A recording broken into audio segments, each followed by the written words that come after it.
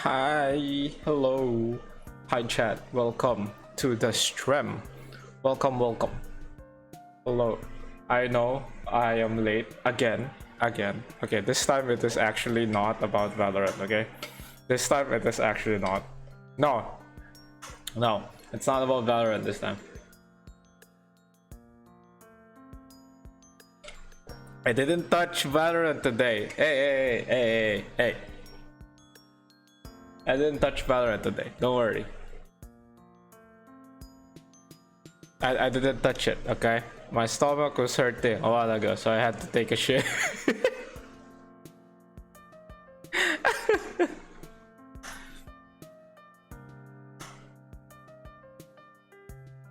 Anyways, how is your Sunday? How is all of your Sunday? I hope it's doing well. I hope it's doing good. I didn't do much today, honestly. I woke up 4 again. I woke up 4 and then damn it, my hair is messing up with the tracking. There we go. No, stop. There we go. I woke up at 4. Right? Why am I always looking up? Wait, what? Why? That's probably the angle. Yeah, it's probably the angle. Should be like this. Yeah. There we go. So, I woke up at 4 p.m. and basically just did naked the entire time. There was a lot of options open for me, so I had to do it. I had to do all of them before I had to like do something productive, like exercising. And speaking of exercising, I actually got difficulty 30 now. I'm doing difficulty 30 now, which is pretty massive. It's pretty massive. It's pretty tiring. There's one strand of hair that keeps going in front of my face. God damn it. There we go. But yeah, that was basically it. My entire day wasn't that. It was not it was not what's the term? Productive. No, there's nothing special about it. Okay, there we go. Yeah, I was able to like make a few thumbnails for my thing, which is nice, for my YouTube VOD channel. So it was nice, pretty nice. Time to clip it up. I don't have a clip. If I had a clip, I would have used it, but I don't have one. It's just falling off, man. Pop. There we go. Anyways, what we're gonna be playing today, I think we're gonna be playing Disco Elysium again. I am so excited. We are at day 2, I think, in game. We are at day 2, and I don't know what opens up for day 2. I remember what opens up was the serial number on the boots that we got, so that's good. Okay, let me. I'm getting bothered by my VTube studio. Give me a bit while I adjust it. Okay, maybe it's not calibrated well.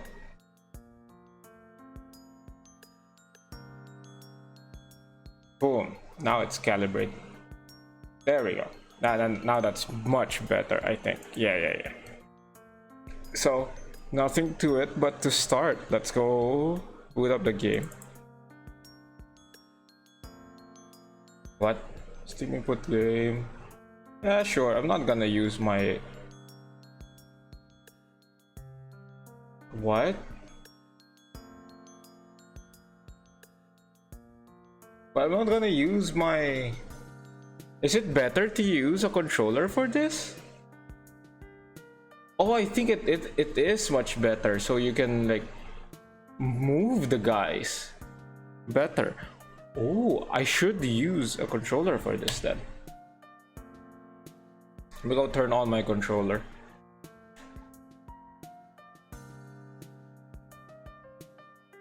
while it boots up.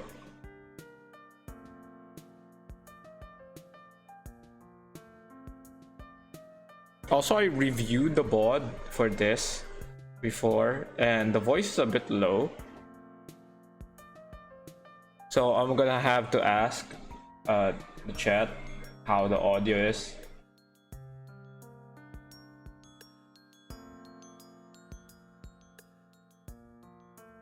Okay, let me try restarting the game and then turning on my controller. Maybe it will be better using a controller.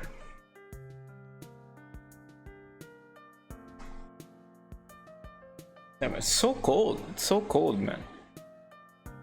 Ooh. So cold.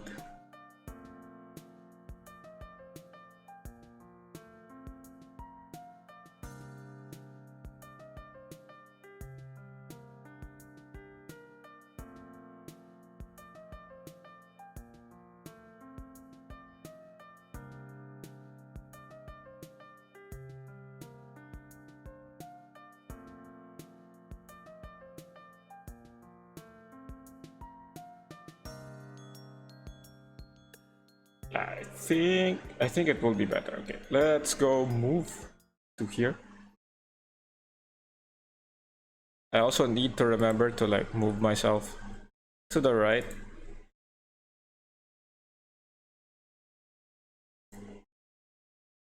Go flip that shit. Flip me up, baby. There we go. Flip me up. And then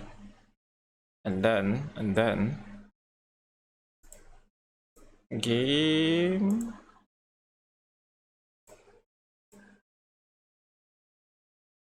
ELYSIUM. There we go. There we go. There we go. Also need to do this one. There we go. And that my nose is so itchy, man. And then hide this. No, not this one. Show this. I forgot. It's L. Okay. Control L. There we go. And now unhide it. And there we go.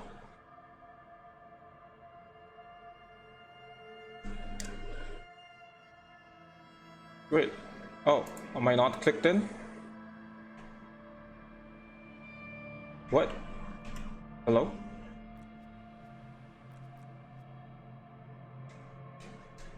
What?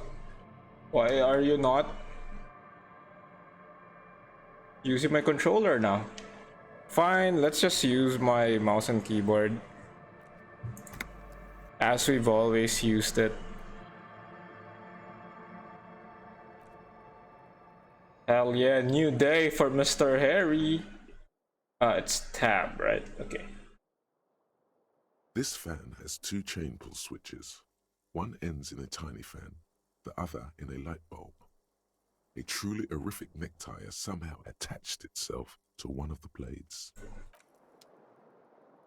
I think there's nothing yet.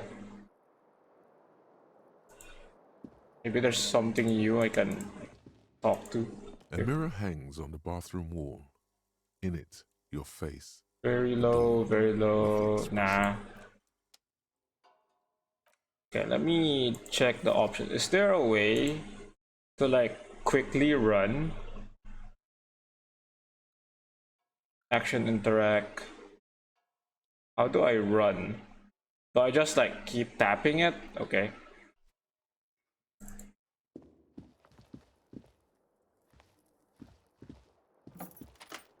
Oh, Mr. Kim, where are you?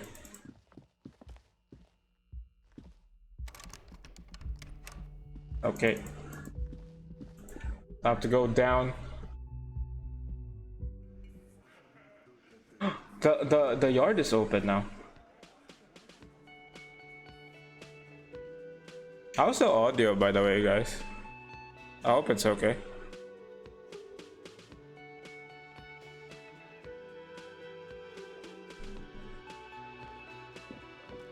Mr. Kim, hi. Morning. Good morning, Mr. Kim. I've got some good news. I took care of the body. The thought of him decomposing in my MC wouldn't let me sleep. Oh. Oh, good, I'm thanks. just glad he's gone. We have other matters to attend to. True. Very true. The Union muscle finally turned up, and they look rowdy. We need to talk to them. Are these the men Guard told us about I yesterday? completely forgot. Sorry, I had a rough night's sleep. It's them by the looks of it. Loud and nasty, just like the manager said. Mm-hmm. One loose thread less to worry about, and one big problem to replace it. Find out who is in the Union box. What do you mean, rowdy? I mean ungovernable. Martinez isn't exactly enthusiastic about the RCM being here. They prefer to be policed by the Union. These men here. Men who drink beer for breakfast? There's talk of an armed wing of the Union called the Hardie Boys, who are responsible for state policing. I think it's them. There are so many of them. Maybe we should call in reinforcements? That would just escalate tensions. No captain would sign off on it. Solving one murder isn't worth a conflict between the RCM That and the is Union. true. That is true. You're making quite good sense, Mr. Kim. In fact, even the death of two detectives might not warrant. Oh, So let's keep a cool head, okay? oh, really? That's how lawless it is here? Come on, no. He's not exaggerating about that mortal danger, just calmly factoring it in. Your fists clench and your pulse rises uncomfortably. Why do we need to talk to them? Everything points to the dock workers union. The belt used for hanging him, tracks in the mud, the circumstances in Martinez, my preliminary information. Which may, of course, all be wrong.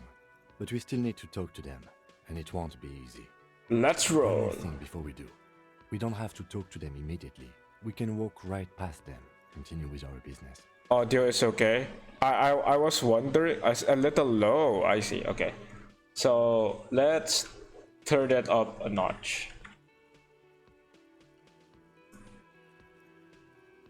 I turned it up by 5%. Okay, how maybe the audio now would be much better. Yeah, streetwise. Zoom right past. Now you want to use my controller?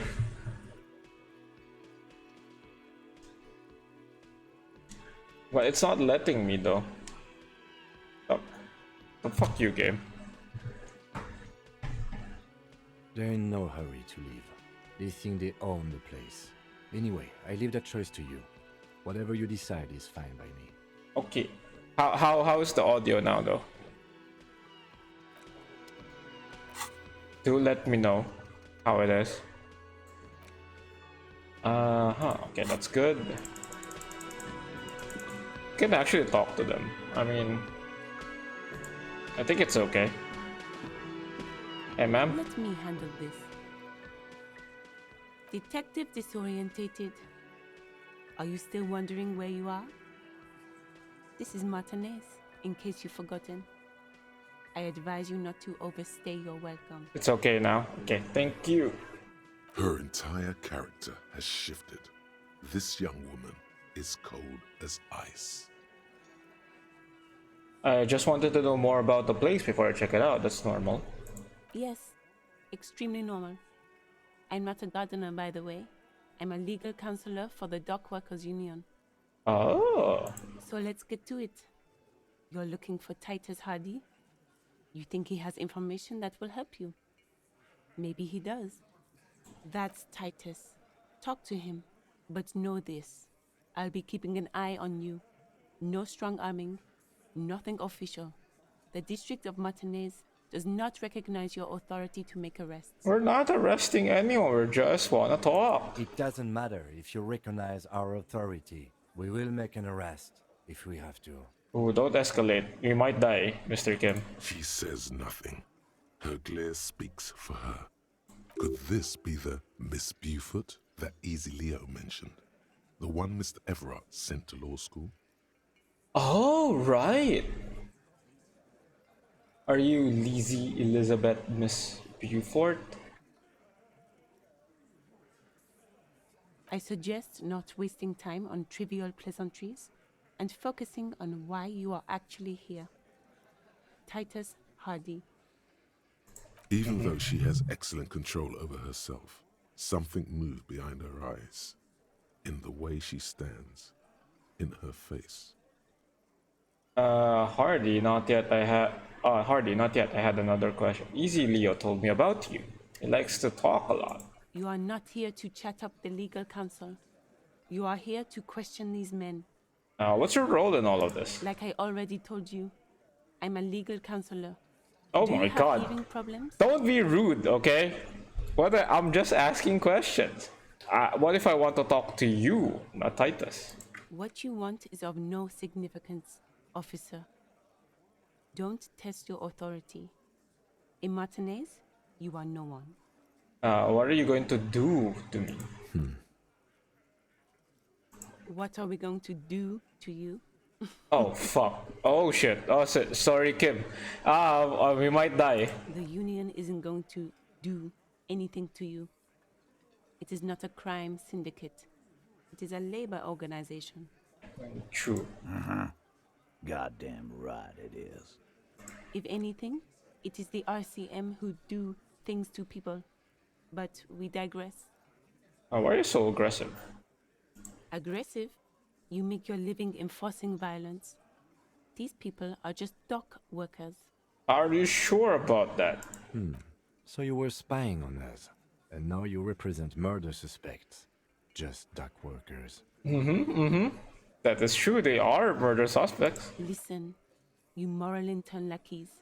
You're a mob, enforcing the unlawful privatization of Revachol. 20 fat men in the Occident are stealing it all, and you're their bodyguards. I'm just doing my job, lady. Fuck yeah. Oh, fuck yeah. So ask what you came to ask, or get back to your commanders. The world needs a financial buffer zone. No need to get emotional. No, reputation is not unlawful. It's cool and funny. Maybe you're just not historic individuals. I don't know where you heard that, but it's wrong. The RCM is principled and strong. I like that. Good start. Let's take it a step further. Armed uprising. What are the unions? Yeah, let's do that. Let's ask those questions.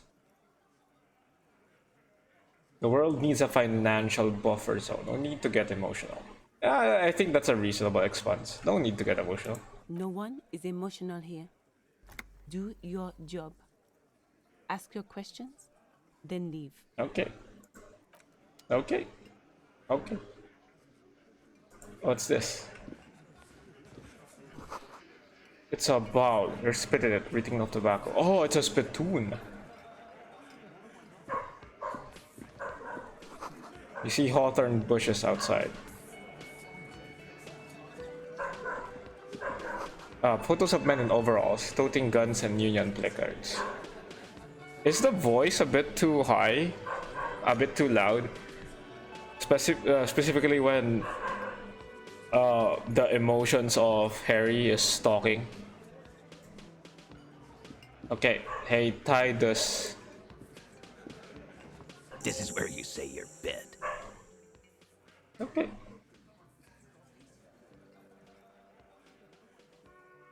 Detective.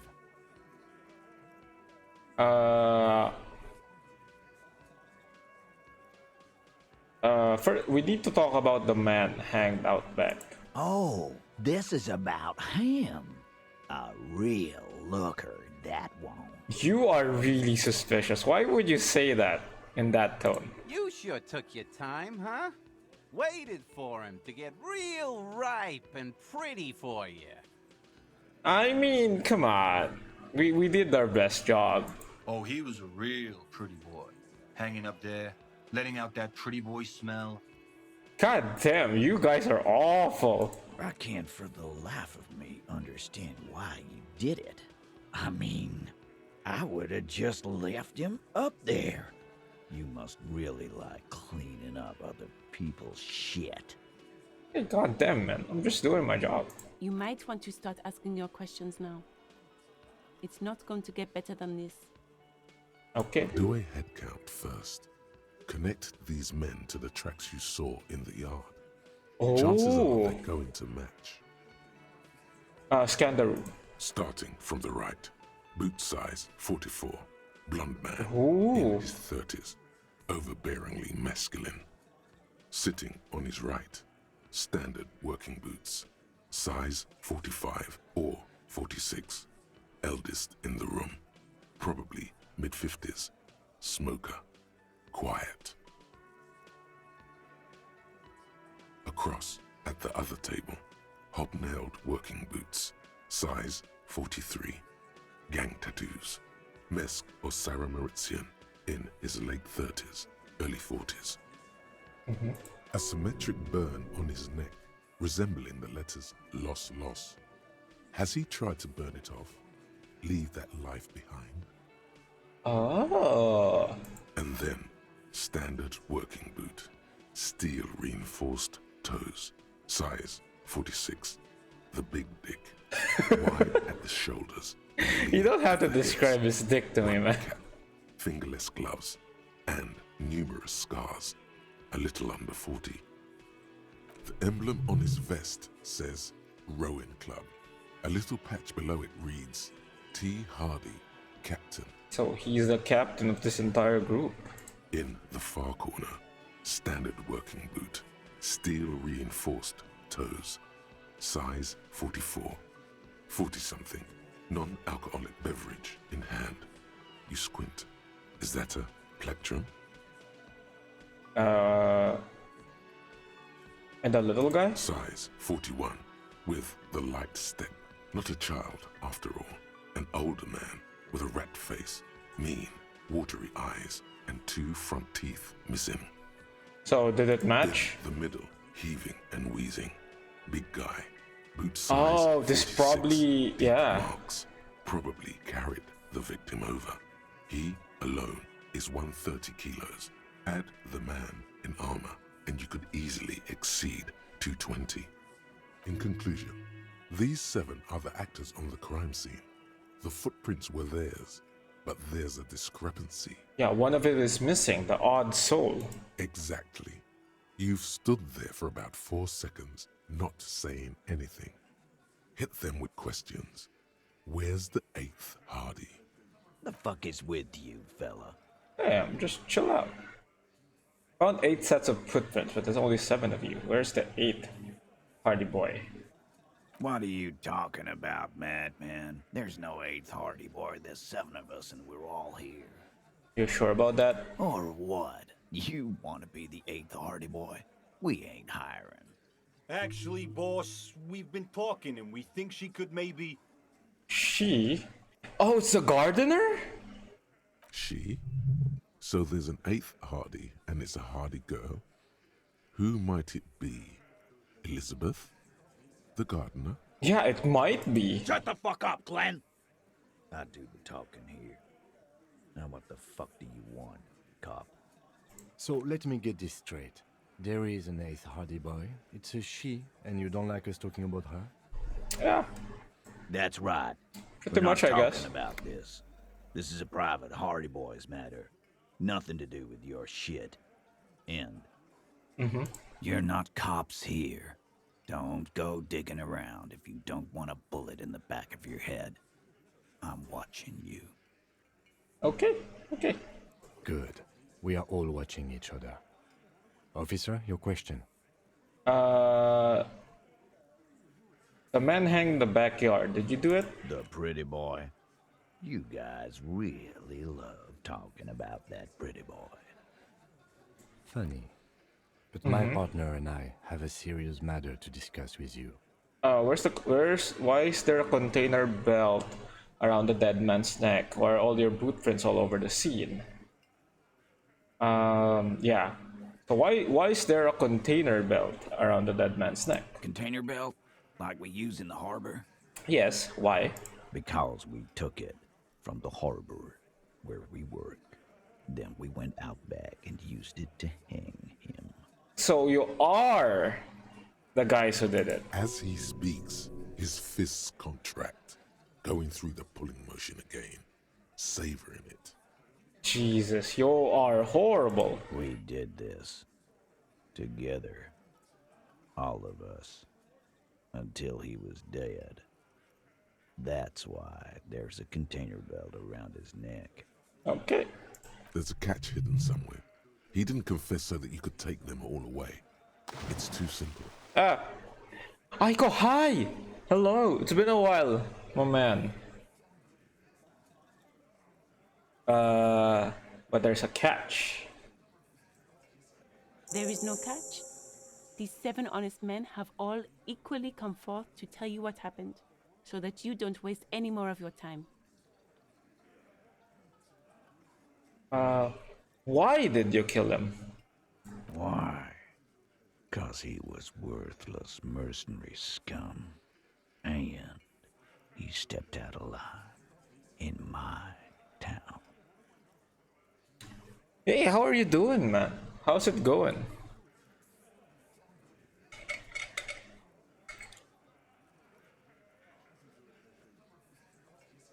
Thank you for the hydrate. Appreciate it.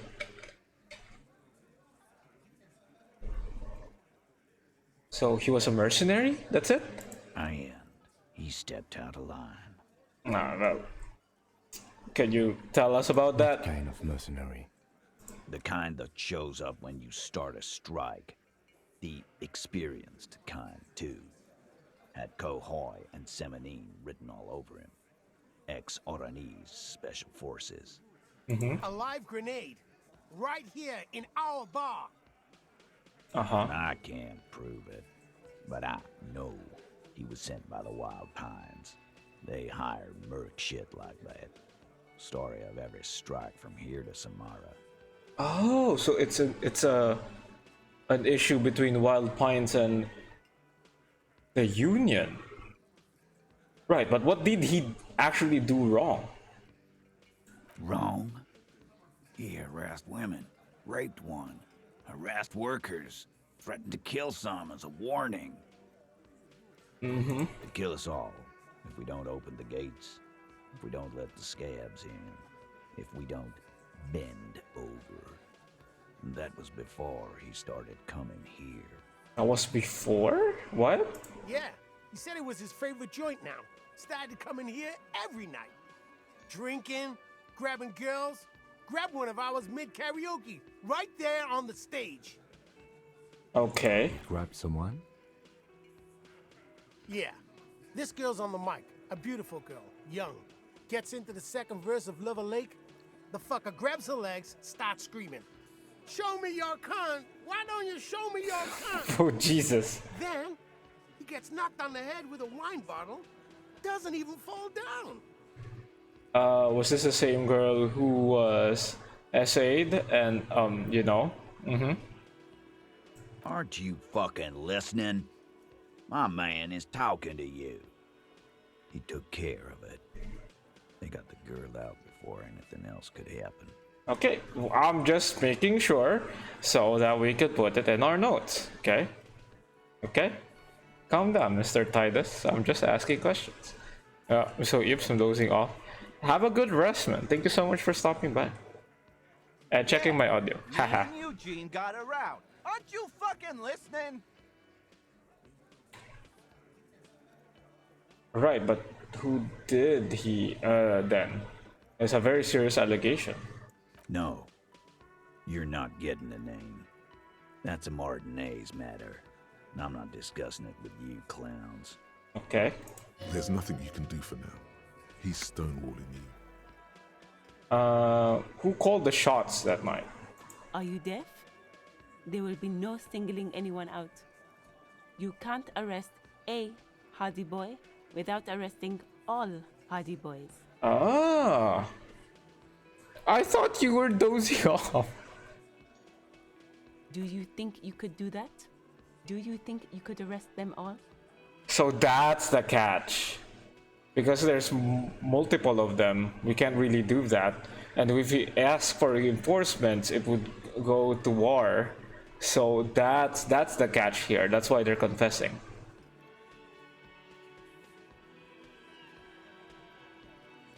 I don't have to. One of them was more complicit than others. That's for the courts in Les Jardins to decide, not for the officer making an arrest, which we all know you won't be. Jesus, everyone's so harsh on us, man. What you can do right now is go back to your station and write a report. I mean, that is true. We could. No. We'll stay here and discuss what happened that night. Okay.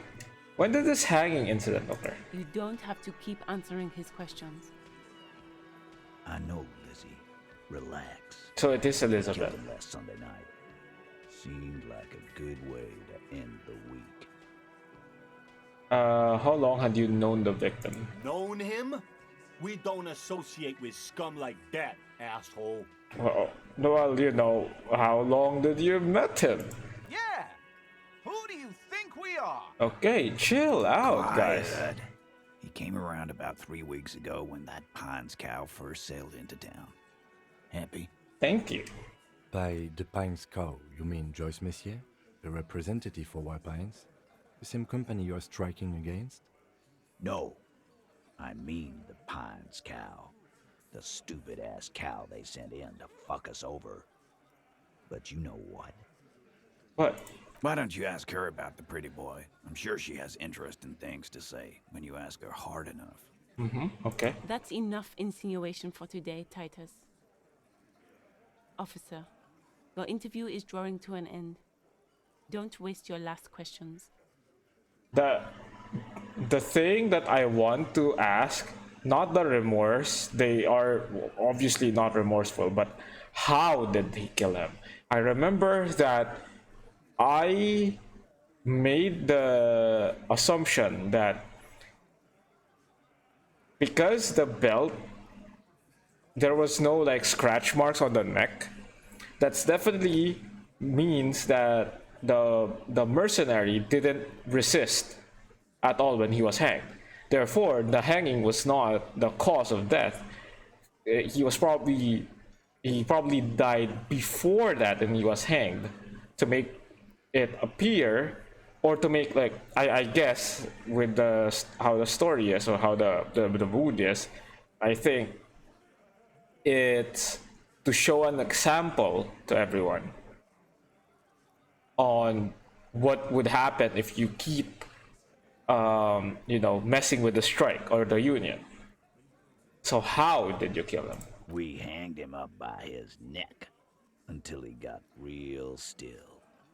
Wasn't that obvious, copper? Didn't they teach you anything at the cop school, idiot? The autopsy showed there were no ligature marks. Yes. His hands were not tied. Can you explain that? The lieutenant goes in for the leg sweep. Titus does not see it coming.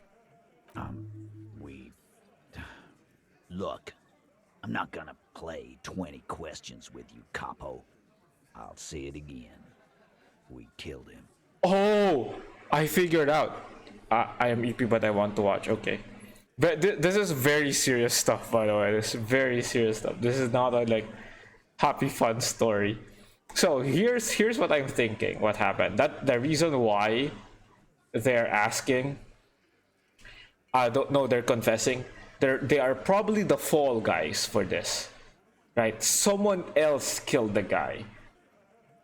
That's why they keep reiterating we killed him, to keep it at a standstill. Because if if it's one person that killed him, then we can definitely make an arrest. But if it's a group like them, like about 8 of them, we can't really do it.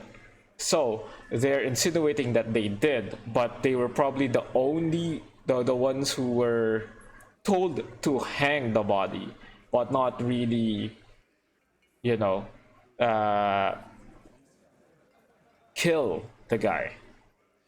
Yeah, I knocked him out. Came up behind him and clubbed him in the back of the head. He went down like a sack of sand. That's right, lawman.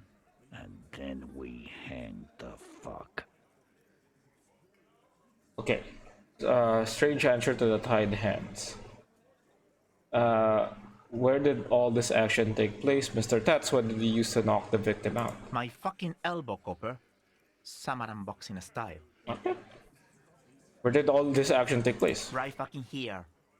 Eugene already told you that the fuck had started coming to our bar. Yeah, Okay. man. Weren't you listening? I'm just making sure. Okay.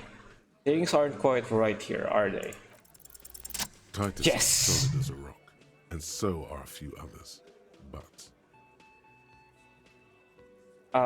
Who's cracking under the pressure? Oh, we have one guy who's nervous. Yeah, he isn't responding. I see. a single sentence would wear him out. He can't take the length of the questioning. Keep it going long enough, and he'll crack. A single sentence would wear him out.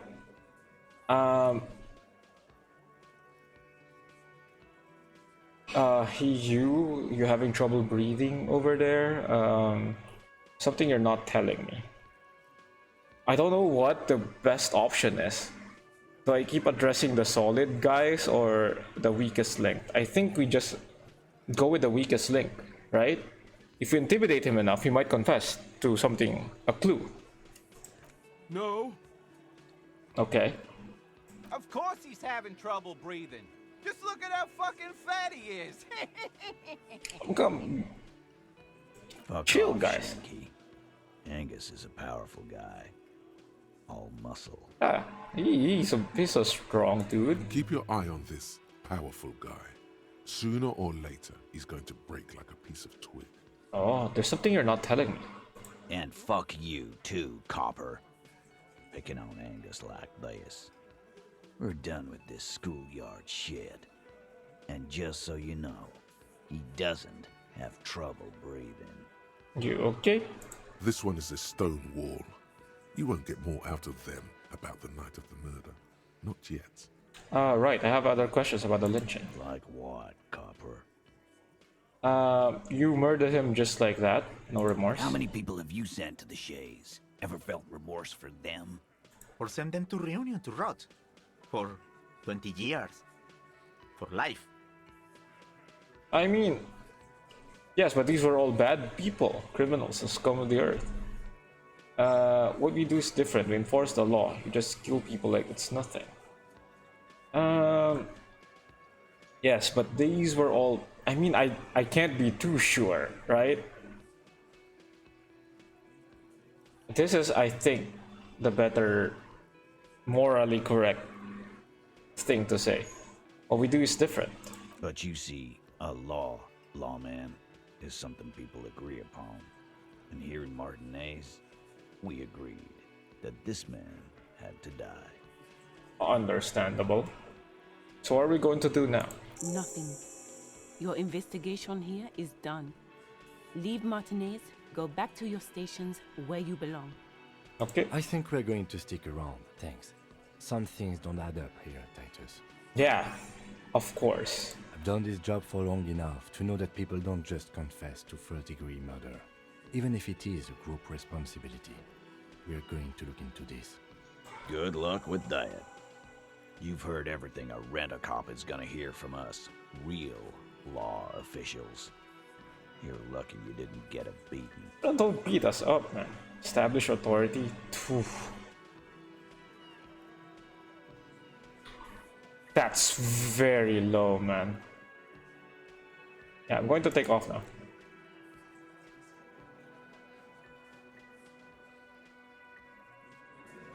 Alright. That was fruitful. Prove your authority to Titus Hardie. Talk to Titus and establish authority in the Hardie boy's eyes. That's hardly... right? Investigate the crime scene or the body. Look for a witness, get help from the union boss or the company rep. Tie them to any other crimes. Okay.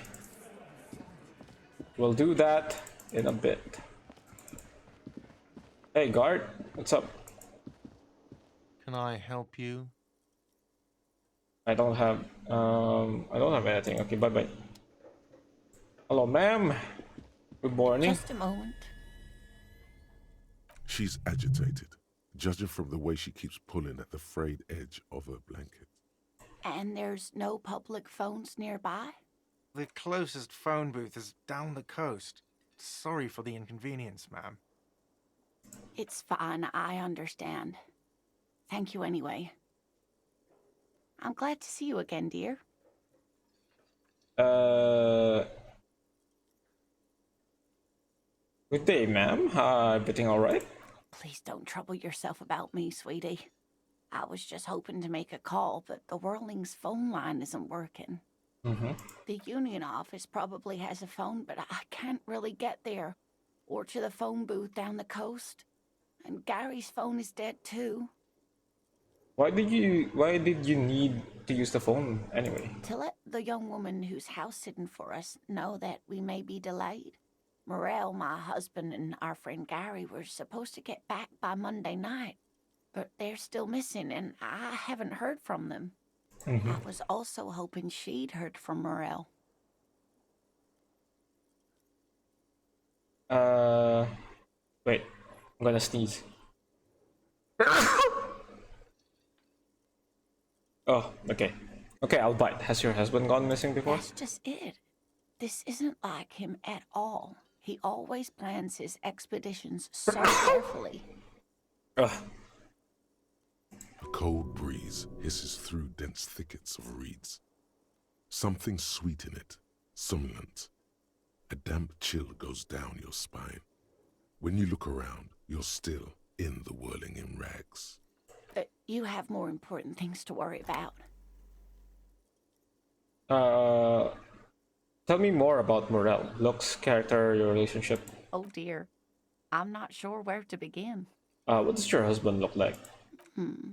Well, his expression is slightly grumpy, but his eyes are always bright and curious, like a small boy's. And his palms are quite coarse from all the field work, but he's quite gentle. Okay, that is not a good description. Let's try again. If I were trying to meet him on the street, what would I look for? Oh, well, he's a bit shorter than you, but with a larger frame. And he has longish white hair, usually a bit uncombed. You might say wild, even. The lieutenant pulls out his notebook and begins jotting down the woman's Hey, description. thank you, Mr. Kim. You are kind. One other thing, he'll likely have all kinds of field gear on him, even if he's not out in the reeds, you know, just in case. How long have you been married? We'll be celebrating our 16th anniversary this autumn.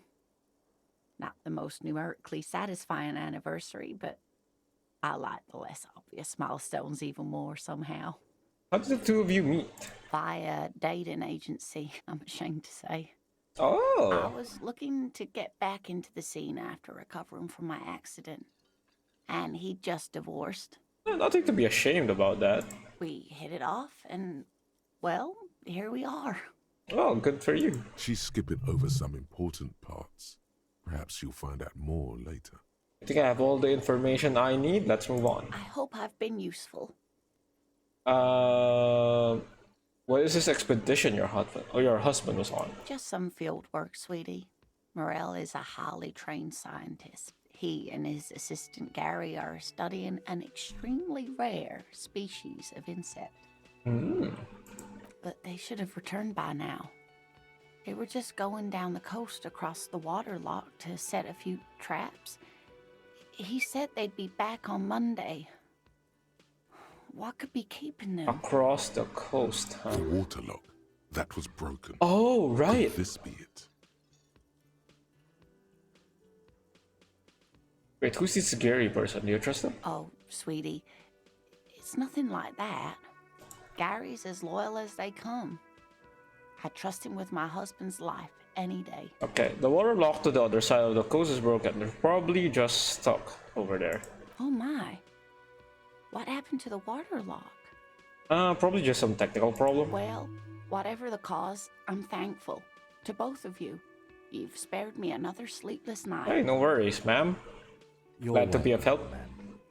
I hate to ask, but if your investigation takes you to the other side of the coast, please do keep an eye out for my husband. Will do, ma'am, will do. And if you see him, Let him know Lena is waiting for him here at the Whirling. He gets so tangled up in his work that he may not know the water lock's been repaired. And it's cold out there. If I see him, I'll let him know you're here, when or if I get there. Oh, you're such a dear. Thank you, sweetie. That's all for now, ma'am. Thank you so much. Jamais vu. Derealization. What? Jamais vu. The opposite of déjà vu. Not already seen, but never seen. Everything that should be familiar appears strange and new, like some half-forgotten day in your childhood. Only now. That's the feeling you've been having. And for who knows how long. You should go and ask Joyce Messier about this. What world are we in? This is a fundamental question. Oh, so that's my medical issue. I have jamais vu, I guess. Yay! +1 XP for every orb clicked. -1 logic, learning cap for visual calculus raised to 6. That is good. And then Lonesome Way Home. Okay. That's nice. Find Morel the cryptologist. Gotcha. I think that opens on a Wednesday, I believe. The water lock.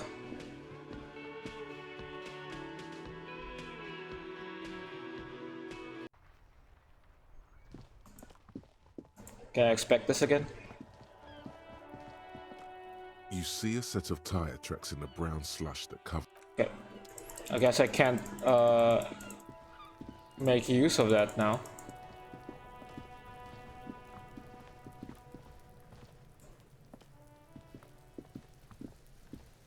What do you see? Oh wait. Yeah, we've been through all of it. Right. We've already done that. I thought we could inspect more of that. Okay. The first objective I think that we could do is definitely the All around you, rain falls on the great city of Revachol. Rain drips from the eaves and floods the gutters, washing the filth away. The spring thaw must be here. The snow is melting. What am I doing? Looking up at the sky, cold water dripping from your hat. Oh, I see. Grey sky like great battleships, clouds colliding with one another. Rain falls down on the world. How does it feel? Humid. Your coat shields you from the rain while the city shivers around you. What is in the west? Sheets of rain over the water. A flight of stairs leading into the ocean. Wave after wave washing the coast of Martinaise, with its motorboats and gently swaying reeds. The ruins of a half-sunken sea fort crumble on an inlet beyond the Bay of Revachol. Ghosts rise into the sky. Who are you ghosts? The skyscrapers of La Delta, the financial district. Faint golden light seeps from the office windows. What is down the shore? Urban coastline, rain dripping off Eternite-covered roofs. Cinder blocks left over from half-finished construction. A defunct research and development building, once seized by revolutionaries. An old wooden church. Thank you for the head pats, Arsenic. Hello. Hi, welcome to the stream. How are you, man? Cold Beyond City, that? end of all lines. Run your fingers through your dampened hair. Air is an oily mess flecked with ash from neighboring coal plants. Smokestacks rise somewhere in the distance. What's in the east? The great gates of the industrial harbor are locked. A chill runs down your back. You shudder like an animal trying to shake water from its hide. Clench your teeth to stop shuddering. Behind the gates, heaps of supply crates, red and blue metal shipping containers, slick with rain. The Greater Revachol Industrial Harbor is an artificial mountain range. Immense wealth resides within, and immeasurable poverty in its shadow. Damn, the place is really run down, huh? And beyond that? La Drusienne, King Dries passenger harbor. cruise ships flanked by dock arms, cranes watching over the mouth of the river distributary. What's across the distributary? Kuron, the lower middle class. Distributary after distributary cuts the city blocks in half. 7-story buildings trail off into the rain. What's beyond the Coron? A silvery curtain of rain over the houses. The class divide. What's in the north? Capeside apartments. Tower blocks crowd one another.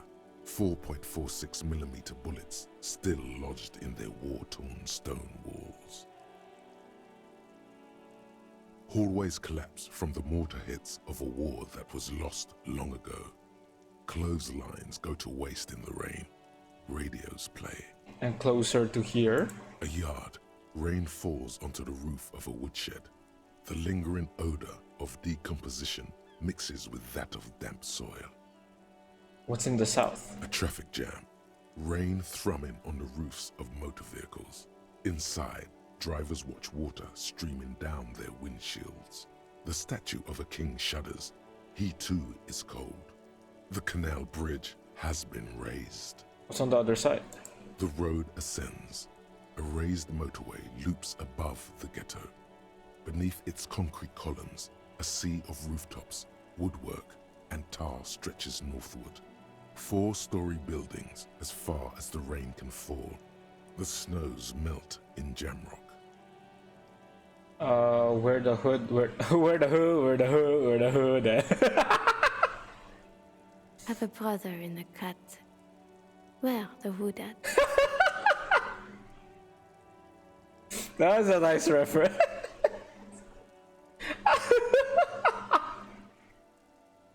Why am I not there? To be in Martinez, where no one goes, at the runoff point of a long-forgotten canal, in the whitest part of town, in the shadow of the day the revolution failed. What am I doing here? Standing in the rain, looking north, where Jamrock Rock City stretches inland. I should get to Jamrock then. Oh no, wait. Yeah, traveling from there to here probably isn't that nice. And I also need money to pay for my thing. Ah, shit. Shudder, look further. In the rain-swept distance, above the rooftops of Jamrock, a repurposed silk mill stands perched above the motorway exit. Precinct 41 hunches in the rain. Your vision blurs. You wipe your face with your hand. The rain stings your eyes, making you look up and blink. What's above? Coalition aerostatics hang like apparitions under the cloud cover. Way up there, where rain forms, rotors flutter silently. Your sight clears. Motherfucker. This rain will not let up anytime soon. At least we are dressed for it. Let's keep moving. That's true. Oh yeah. I was just having a thought, you know. Don't you have thoughts like that, Mr. Kim? I'm going through all. I should probably like have one for motorics. They fire, see, hear, smell everything. Quickest to react, an untouchable man. Reaction speed. I do like reaction speed though. Yeah, sure. I think the sound effects is a bit loud, so let me go tone down the environment volume. Is it environment volume? No, UI volume. Yeah. Oh, I should probably save the game as well. Okay, let's go. Let's go, Mr. Kim. We can message the precinct about that serial number. Inside, you see a set of steering levers, a radio microphone, a pull-out toolbox, and... This is Precinct 57. How may I assist you? Have you heard that from the ICP about the serial number? Yes. The armor was produced by Fairweather in their facilities in Bétancourt, sur la Clé in 42. It was part of a special order for Corps de Pharmacie, a security firm contracted to protect the interests of Oranese pharmaceutical companies in the Semenine conflict. So, it seems the armor went to Semenine. That's where the paper trail ends, though. Even the firm has proven difficult to track. Corps de Pharmacie has been renamed several times over in the years since the armor was issued. Do you know what it's called now? The most recently registered firm that the ICP has been able to connect to the CDP is a military contractor called Trinell, and the one before it was Downwell. I think they might be the same contractor. Thank you so A suit of much. armor like this would have been manufactured with a particular person's physique in mind. You should ask for whom the suit was fitted.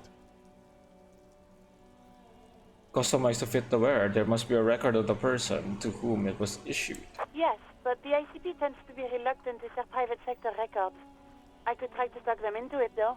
Yes, please do try. It's imperative that we learn whose armor this was. Sure. Call back tomorrow. Hopefully I will have more information for you then. Please connect me to Sylvie. Do we need to talk to Sylvie right now?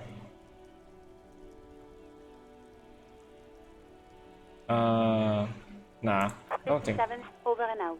Thank you, Alice. In the cabin, you see a Alright, what's our objective? Close the water lock on Wednesday. Place those bull, 20 real. So my badge is not here yet. I still need to find my badge.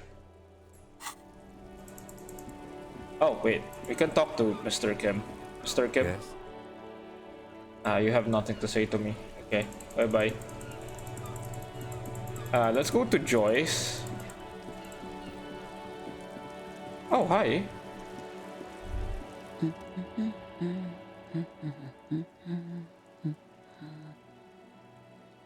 A good one?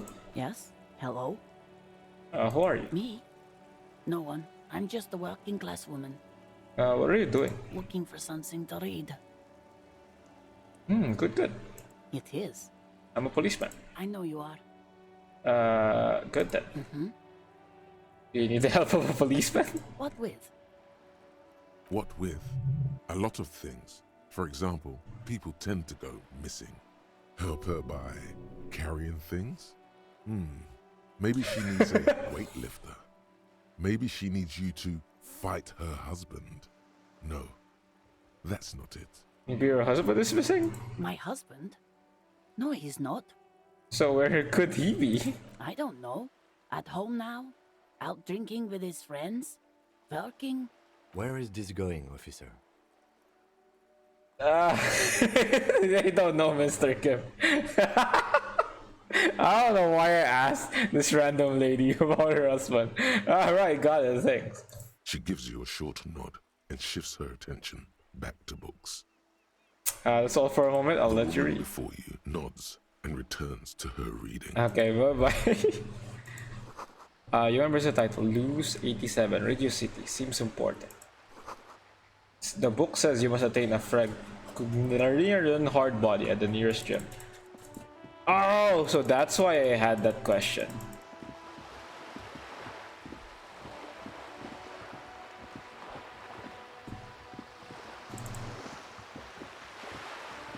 Okay, let's go to Joyce.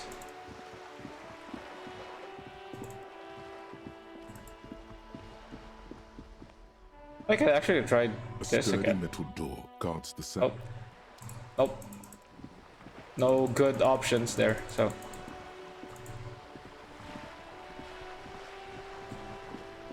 Hello, ma'am Joyce. You're back.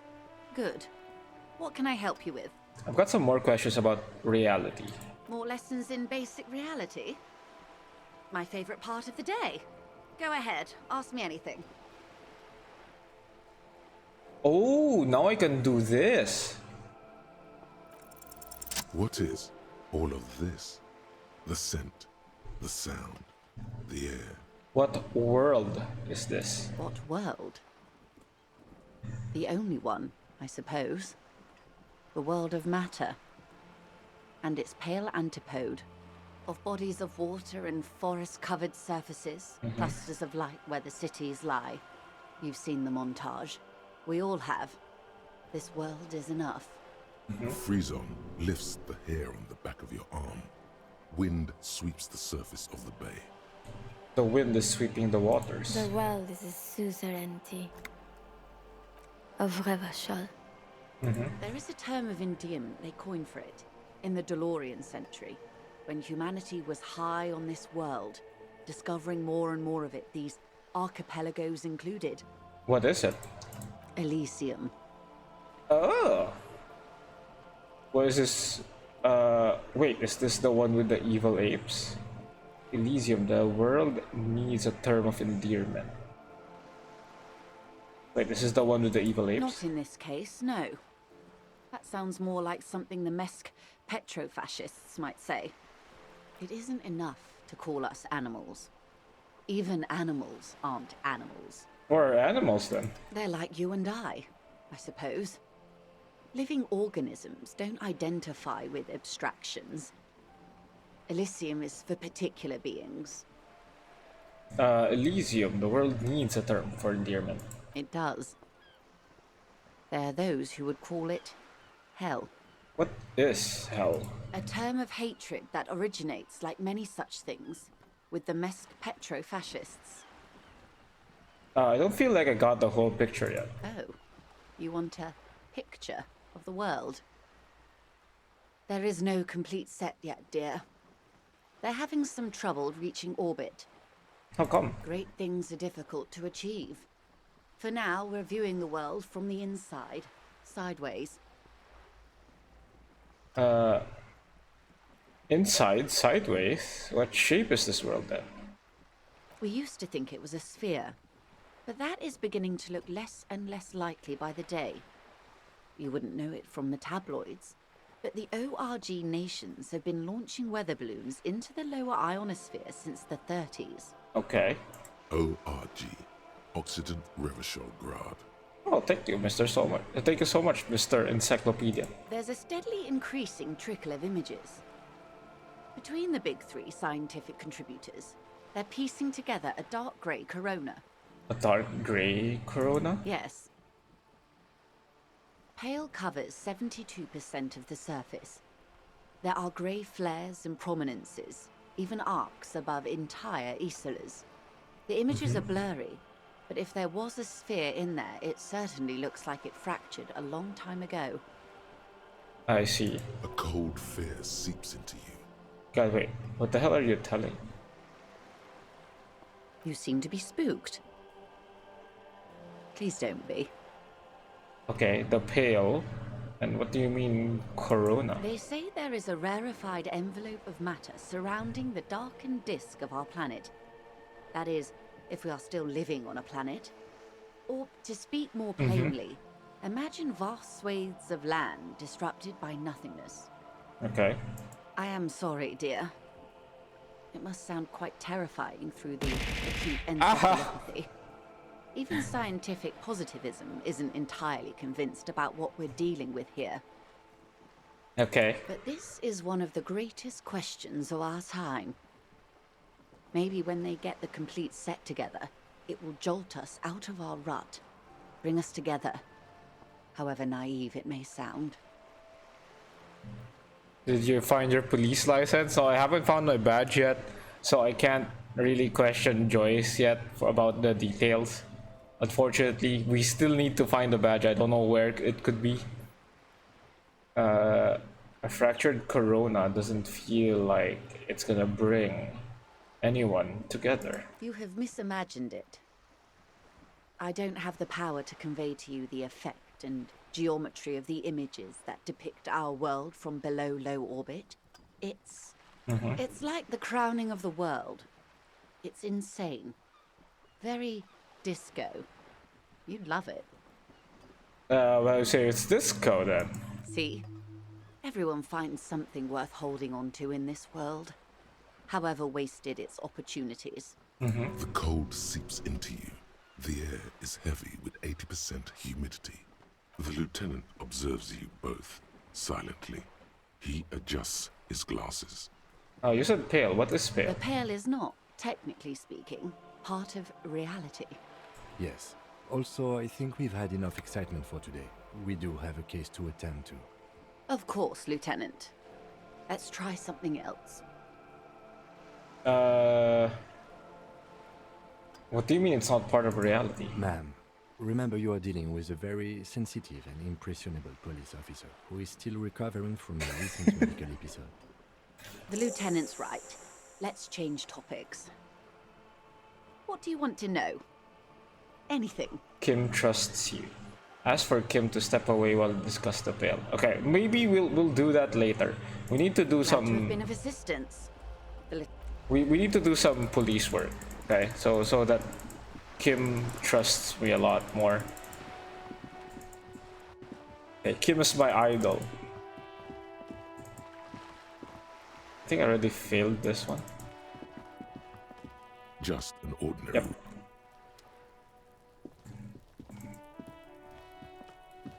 See anything here? There must be another way into the building. Jesus Christ. Jesus Christ. Why the fuck? What's that noise down there? He just fucking. There must be another way into the building.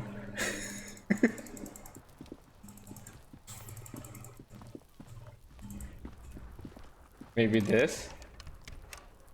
Okay, let's go see the dock workers then. Maybe they have something else to say. Oh, maybe Kuno has something else to say.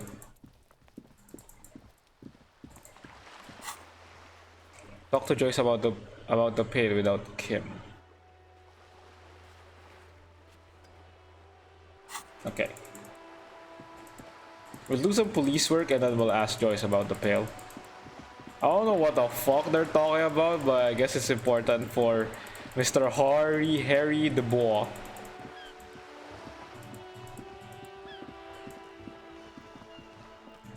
Oh, hi.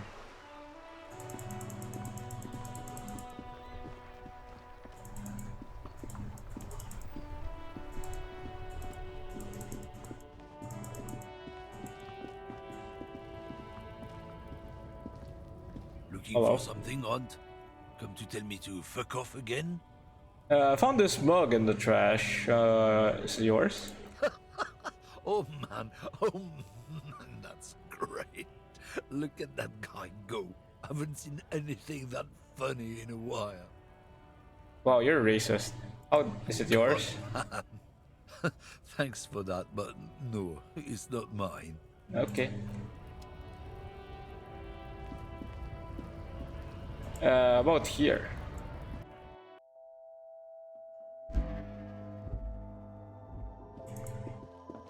Hello, ma'am. Is this about the questions again? Because I don't really know anything. Okay. I thought you have something else to say, but sure.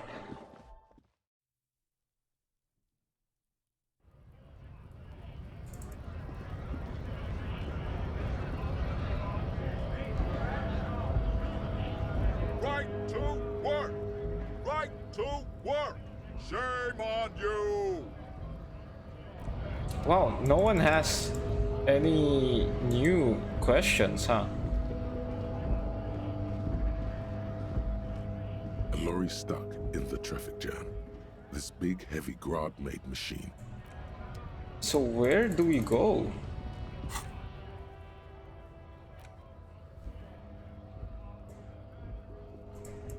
Dude, we don't have anything. Don't have a map yet, too. So very sad.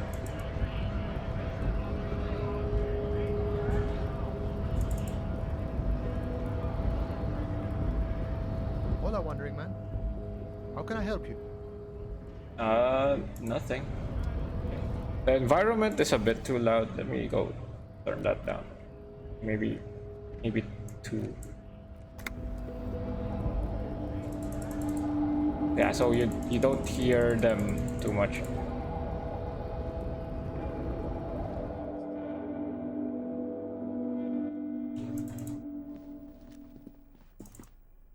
You've already been here. I don't know where we're going for now.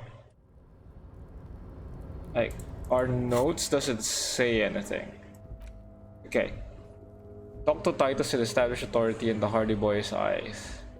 You have to gain authority in Titus' eyes for the investigation to advance. Soften it up first. Investigate the crime scene or the body. Look for a witness. Get help from the union boss or the company representative. Tie them to any other crimes. Yeah, I guess that would make our stuff easier then. Can I go down here? Oh.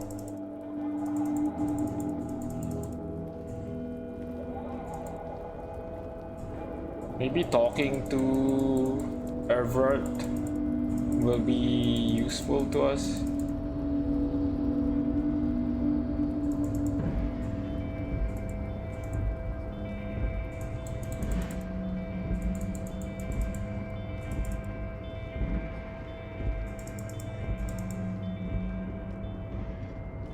Leo, do you have any new stuff for me, my man? Oh, hey, mister. I knew you'd be back to talk with old Leo here. Yes, I did. It's like Lady Larice said when she opened a bathhouse in the basement of my apartment building. They can only get so far before they're aching to get back. And lots of folk really did keep coming back. I had some questions for you, if that's not too much trouble. No trouble at all, mister. Okay, we don't have new questions. Everard? Do you have any crimes for Titus?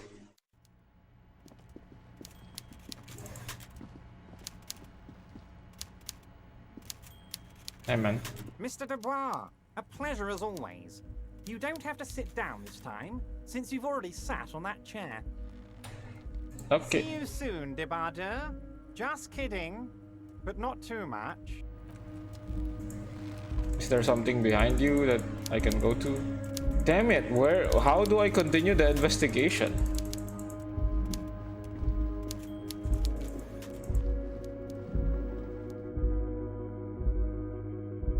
This is hard? Yeah, it is. It's so hard. Or unless you're talking about something else.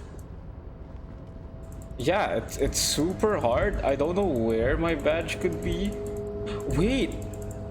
We haven't tried opening this. Maybe that would help us.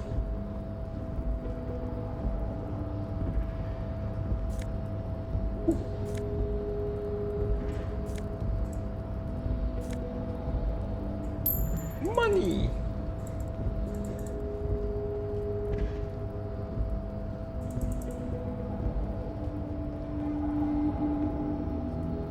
A rusting control panel with several knobs. 2 buttons marked Marche and Arrête are faded with use. It seems to control the large crane above. A container is attached to its hook block. Go to hidden places. Where would a drunk policeman go? Oh, I don't know, man. Marche. On. Arrête. Off. March. With a loud grind, the crane shifts overhead, moving a massive metal container through the air.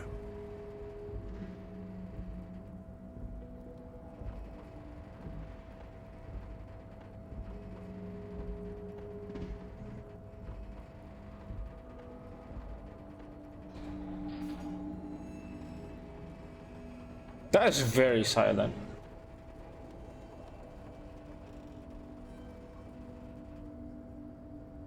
And with a surprisingly quiet thunk, the crane places the container down. The harbor sleeps as the strike rages in the distance. The crane can rest again, now that its purpose has been fulfilled. Its purpose? What do you mean? Moving this container, of course. For this purpose it was built. For this purpose it has acted. And now it will rest. Because the entire city is quite small. Unless we've opened the thing. I think we explored a lot on day 1. I can't see how that was worth the wreckers. Except for seeing the crane in action, which I admit was satisfying. Okay. And then maybe if I open this, it could go. It could be in here. Stands a cargo container, just one of many in the yard. Then I think there's something special about this container. Is this like your thing with that wall again? Maybe, I can't tell. I think we should investigate further. You do? Because I don't. What? Why not? There are a million containers here. Why are you fixating on this one? I don't know, Kim. It just feels special. It's a cargo container, detective, just like all the others. We are not here to interact with containers. We are here to talk to the Union, right? Open the door. You attempt to turn the handle, to no avail. The doors seem to be mechanically locked. To your left, the lieutenant considers your actions with some puzzlement. Not on the No reply. Persuade the door to open. Well, that's very low. I mean, it's a 3% chance and I can retry it, so might as well. Hey, would you mind opening for me, door? Why are you even trying to open the door with rhetoric? Because getting physical wasn't an option. Because what wasn't an option? Using my body over my wits. Now is not the time to get philosophical, detective. You can do that after hours. Okay, nothing. Okay, nothing there, I guess.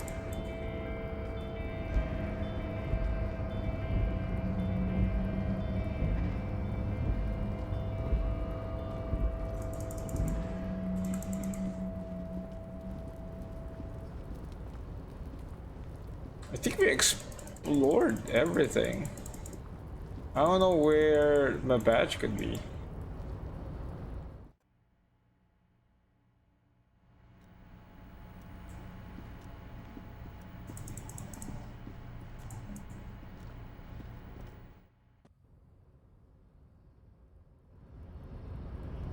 Wait, equip a plastic bag. I do have a plastic bag.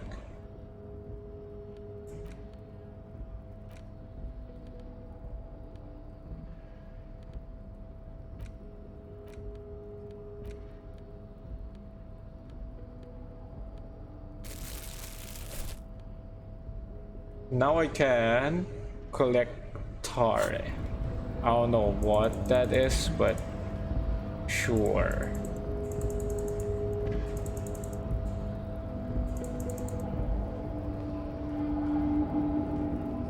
It's so hard to move it, mouse and keyboard, man. Welcome back. I haven't found anything. Nothing was there. It was a sad investigation.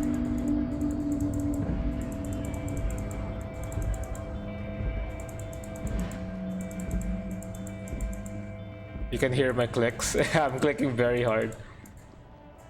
Is it disturbing? Is it disturbing for stream? Still can't connect to your controller? I don't think it does, honestly speaking.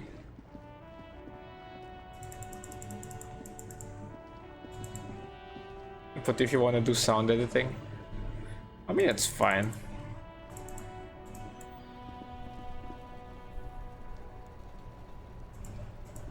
Hello, sir.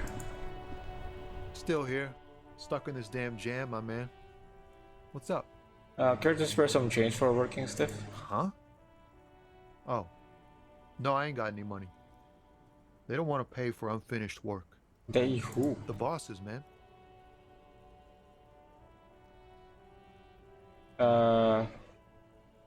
Makes sense. First work, then pay.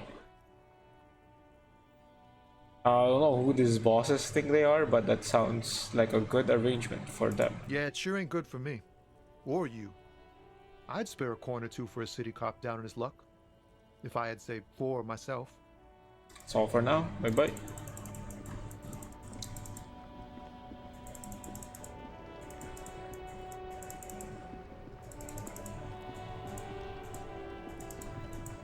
Yeah, my controller is like connected, but I don't think I can move them with it, so I don't know how.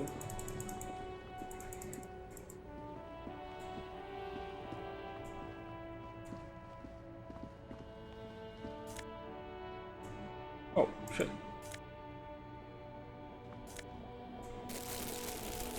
That's mine. A rusting control panel with loose wires dangling out from the hole where an indicator light used to be, and a mechanical lever sitting in the middle. This panel usually closes the waterlock, turning it into a bridge that lets you cross the canal. Okay. So nothing there to... What?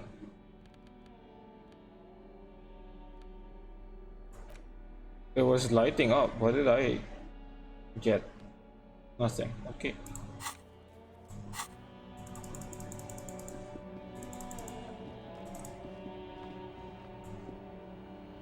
Damn, I can't go anywhere, man.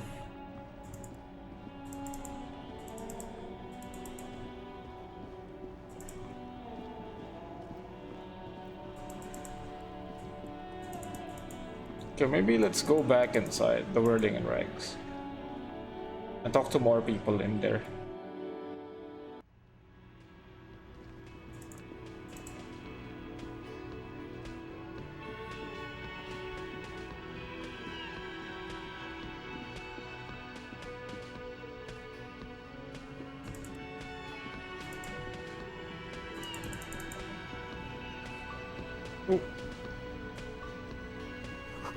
Tomatoes are so thinly sliced you can see through them.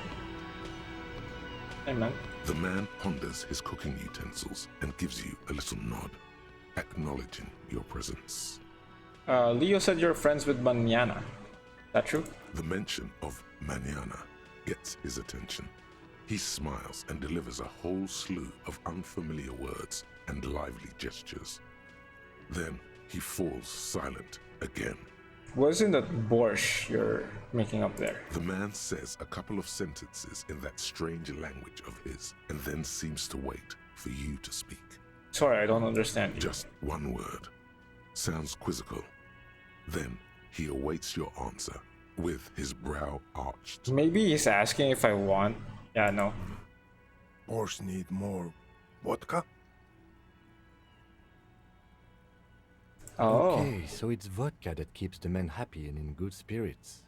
Clever move by the Union. Of course, vodka. Now that makes a very, very special borscht indeed. Turn it up and then ask for some yourself. Nah, we'll be... Turning it up seems like a dangerous idea. Yes. Honestly, the place is a powder keg. No vodka. The cook gives you a long, disappointed look, then turns the stove off and seems to wait for you to speak. Okay. Bye-bye. I finished these ones. So the only thing I have is prove your authority to Titus. But we can't get help from the Union boss. You already talked to Everard. He doesn't really do much. Doesn't really say. Maybe there's more to say here. I've got nothing to say to you. Why are you wasting your time? Are you the Hardie girl? I am not. You could be Liz. You could be anything. You could even be a model. Even a mod? Glenn, I went to law school. I am an attorney. He's right. With a face like that, she could be on the cover of Le Debutante International. Get a grip, Glenn. She went to law school. So fucking what? Lots of models are actually really smart people, fuckwad. No, Glenn. They aren't. Oh, okay. It's not her. She's not a Hardie girl. Definitely. So she isn't. So there's someone else. Behind the dockworkers, a ceiling height window. The hawthorn branches scrape the glass like bony fingers. Squint. There's a little slide panel up there to let some air in. No need to open it in spring. It's still too cold outside.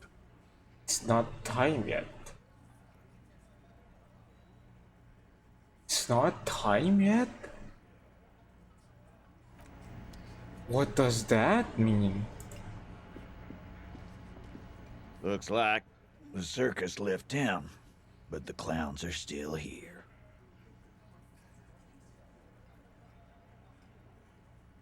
Oh, this is so low, man.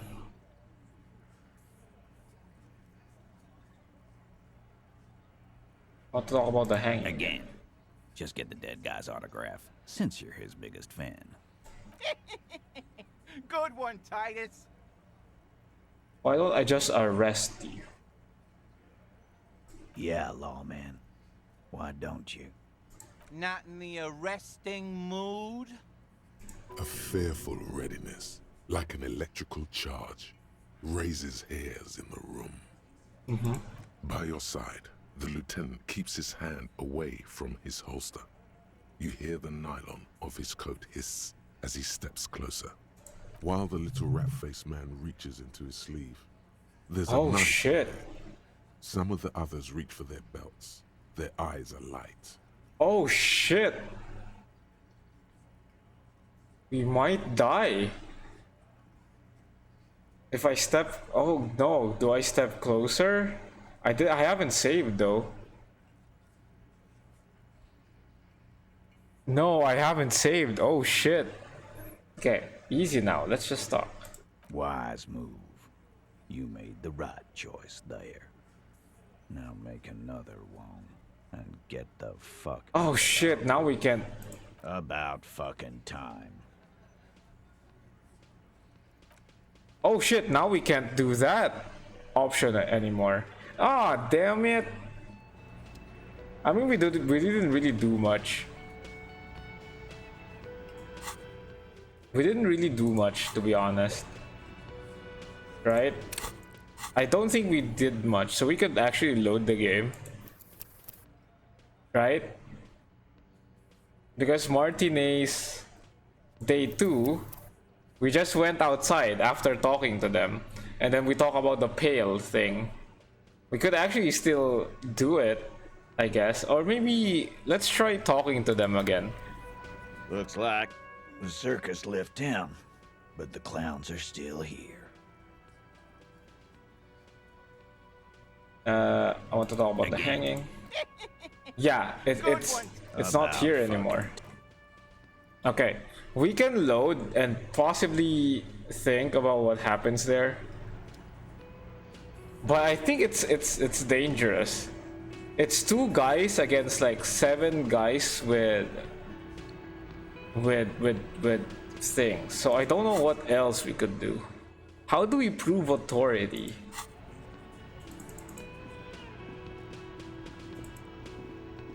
Maybe guard has something. Can I help you? Okay, nothing. This is really hard, huh? There's nothing for Everard.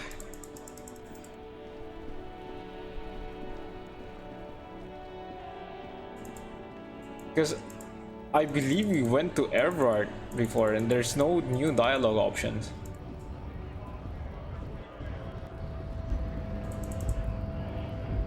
Maybe we could try like old dialogue options and it opens up something new. Right to work! Right to work! Shame on you!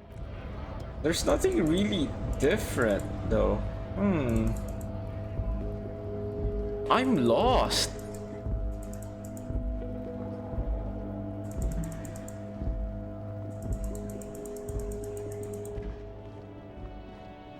Okay, let's talk to Kuno. Maybe he has something new. We still haven't gone inside the building.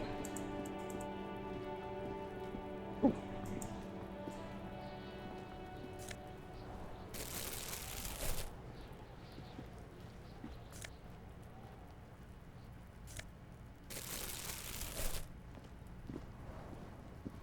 Fuck does Kuno care?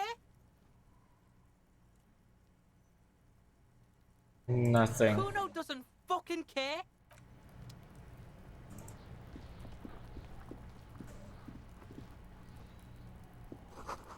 Winch mechanism has been oxidizing for some years. What's in here? An inconspicuous pile of the roofing material, Eternite. What is this? It's nothing. Someone just left some roofing material slanted Ooh, against 42%. shack. Okay, we try.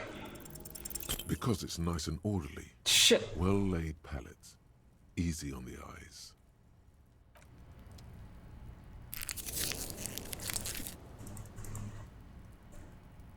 How do I get here? Oh, it's after opening the room in the whirling rags. I see. The trash container stands in the smell of rotten food rises to greet you. You see soggy cartons, dirty rags, and organic waste. The container sounds a muffled gong. God, I'm so lost.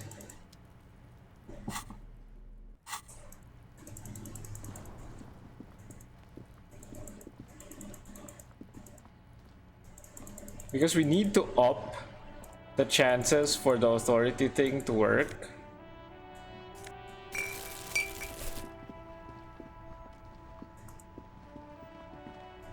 And I don't know what we can have there.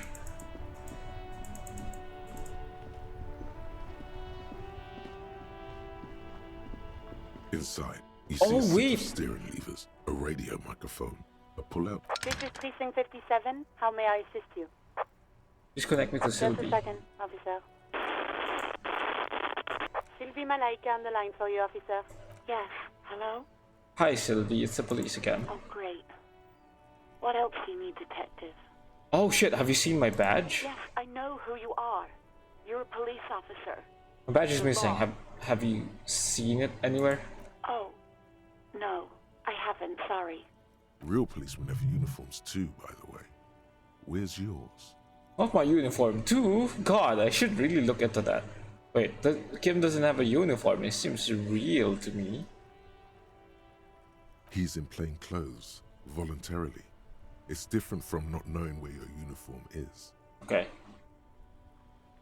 Have you seen my gun? Please, no. Not this again. Everyone saw your cool gun, detective. Oh shit. Showed you my gun? When did it happen? You were trying to impress some people with it. Everyone was eating and... What did I do with my gun? Sounds like it's going to be bad. Do you really want to know? No shit. And what? What did I do? You were waving it around in everyone's face, begging them to describe it. You said it calms you, and then you started making suicide jokes. Oh, Jesus Christ. Pretty graphic.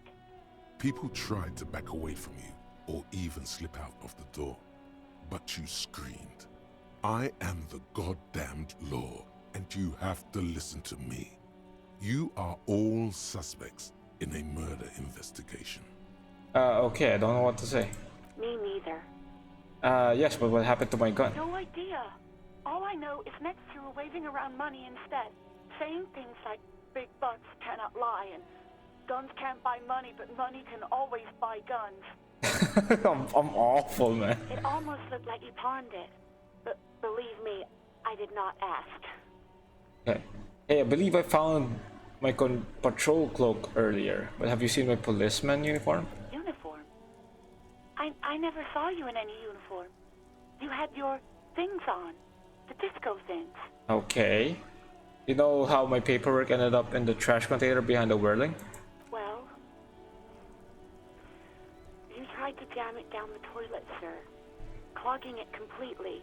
After I had unclogged the toilet and retrieved the paperwork, I threw it out in the trash, thinking you didn't need it.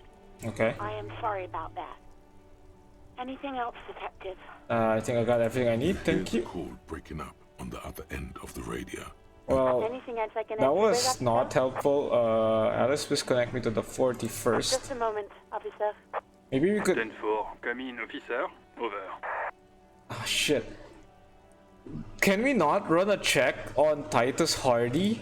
Roger that, 10-10, over and out. Really? We can't run a check on Titus? Maybe he has, like, previous cases before.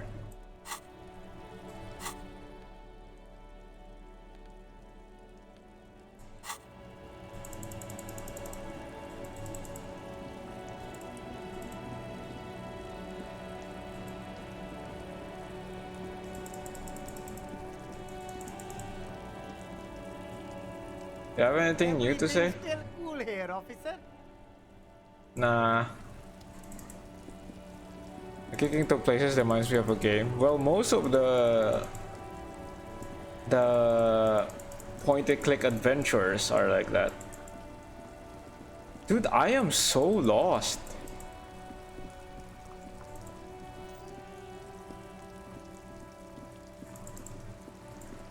Oh, you're the new one.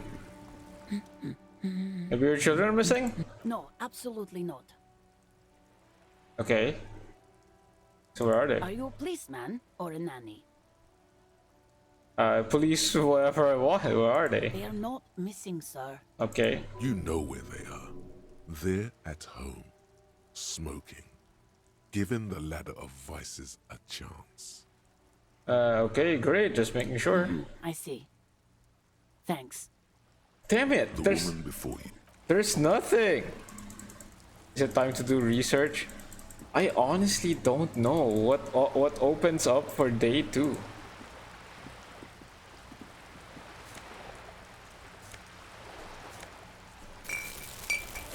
Maybe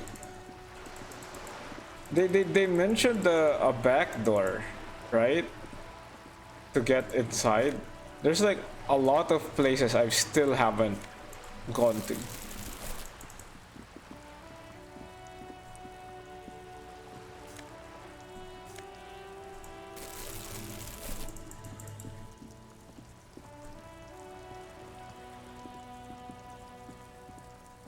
The streets will flow red once more, a great torrent rushing down Rue de Esperance. You wait and see. The streets will not flow red with anything. Who are you? I'm Cindy the fucking Skull. What Okay. else do you want to know? Date of birth, blood type, the last time I was tested for Hep C. I just need to know your name, little lady. Don't get defensive. Huh. And here I was trying to be polite. Just can't win with you pigs. I was being polite. You keep looking off to the side. What are you looking at? The lieutenant is desperately searching for another handkerchief. Hatred, disgust. It's difficult to tell which of the two is more present in her girlish features. The woman on the boat does not notice her staring. That is on her. Someone's got to keep an eye on her. I mean Joyce? On a first name basis with her, are we? Piggy's moving up in the world. Wait, hold on. What's ozone? It's where they grow whores like her. And they're whoremen. You're not answering my question. Why all the negativity? Have you got a crush on her? Aching for an opportunity to defend her honor. What are you doing to that wall? Can't you tell? I'm painting a beautiful mural, an aereo graffitio visible from low orbit.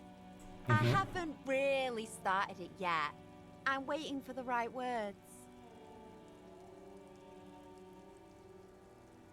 So you don't know what to write? Have you ever tried your hand at graffitio? When faced with a blank wall, most people write unimaginative stuff, like pigs go home, and Mona was here. We rarely see pigs round here, though. Just union cats. And my name's not Mona, so... I have an opinion on this. Wanna hear it? Yeah? I love pub art. Don't mind us. Keep doing what you're doing. Thanks. I'm sure the inspiration will come to me now that I have an official RCM stamp of approval. Do you know anything about this recent murder? I ain't no snitch, pigstein. Go forth and forage in someone else's shit. No shortage of squealers in these parts. Actually, there is a shortage of people who talk to us in a normal, calm, informative manner. That's true, that's true. We weren't put on this earth to make your life pleasant, fucko. So you won't talk about the murder, but maybe you can tell us something about the murder victim's missing armor? What do I care about some fucking tin eggshells? Isn't armor art? Art for the body? Ugh, alright. Sad piggy. I'll give you this Yes! one. I saw a little girl in the fishing village running around with military-grade handwear. Looked cute as hell. Where's the village? If you haven't been there, the village is a shithole down the coast from the main plaza. Down Have the a good coast? time. And there's a little girl wearing the gloves there. No. That's all the snitching Cindy the Skull does for today. Actually, I don't even know why I told you what I just told you. I have a weakness for animals. It's the animal thing again. Damn it. Or a weakness for police officers, miss. Thank you, Ida. Catch you later. Watch your back, Ungulate. You've got eyes on you. Okay, so that's something. That's something. So down by the plaza, the coast. So I guess here?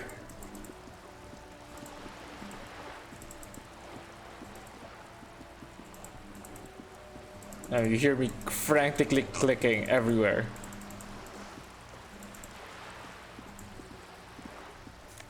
I'm gonna go get some trash so I can sell it for later. Is this the coast you were talking about?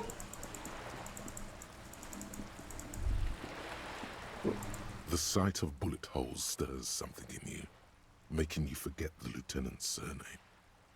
Look closer first. The faded marks are too degraded to draw any forensic conclusions. Just chips in the sandstone. They look pretty ancient.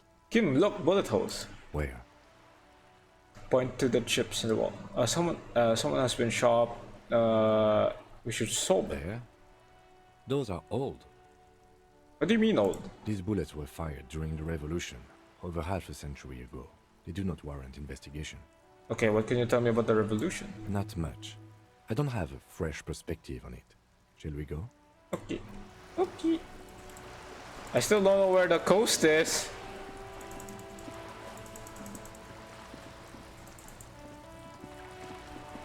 Oh, I can actually zoom out. I did not know that. Yeah, maybe with this we can get a fresh perspective on things. Wait. Grab it. Grab it. Grab the thing. Grab it. Grab it. Grab it. Grab it. Grab it. Grab this. Grab it. We need all the money we can get, okay?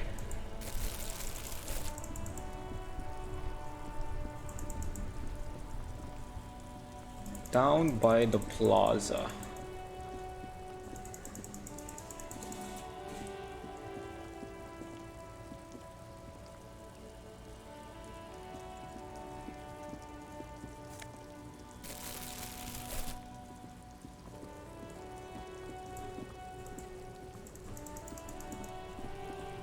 So I guess the plaza is here, where the strike is happening.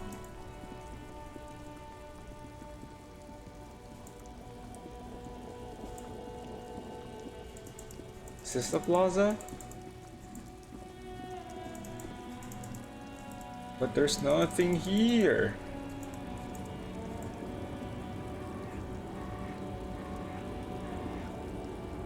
The woman still has her eyes fixed on the photograph in her hands. In the background, the radio plays.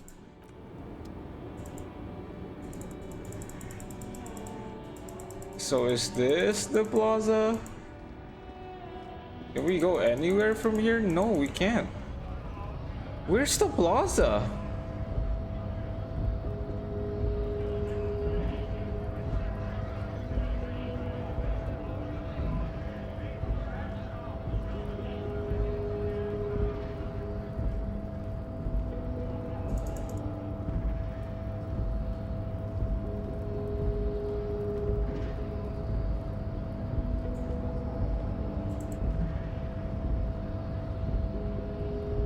Your raised descent has temporarily halted, but you will fall again. Why are you not with the Hardie boys? I am not the first line of defense. I am the last. In addition, these so-called Hardie boys are an effeminate clique of bodybuilders. Their company is spiritually degrading. But you're all part of the union. The Hardie manlets are on the pay of the company. I answer to the union alone. And I do this out of race heroism. Finance is an alien concept to the Simonese. Okay. Now leave me be. I must luxuriate in the company of my woman. Can I? Okay, I can't. Okay, I can't do anything here. Okay, bye-bye. God damn. Where else do I go?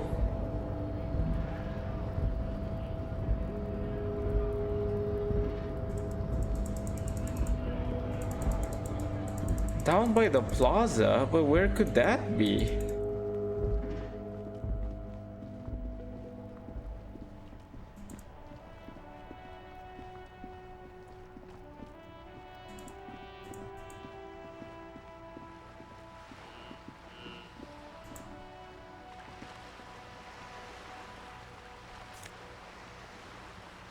Yes? No, I don't want to talk to you. It doesn't, that's the thing, it doesn't have a big map. I would say it has a small map. So there's less to explore. It's pretty small. Like, aside from the whirling rags, at the right of the whirling rags, there's the Union. And then at the left, it's this place. And there's nothing much in this place.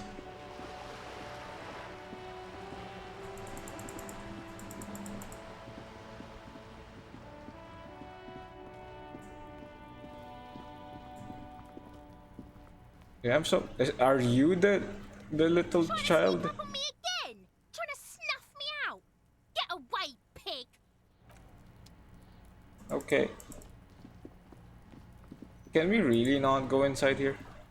There must be another way to the building. Oh my fucking god.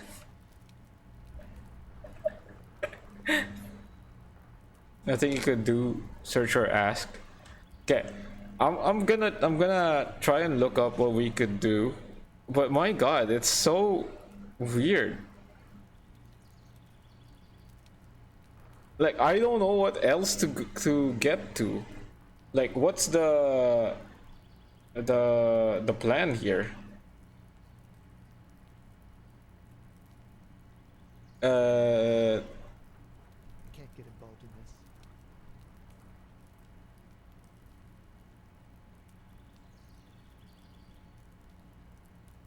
Okay, here's someone.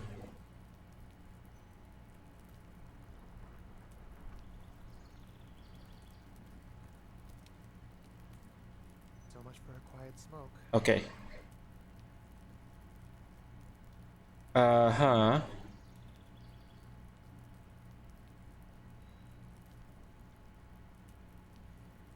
Okay.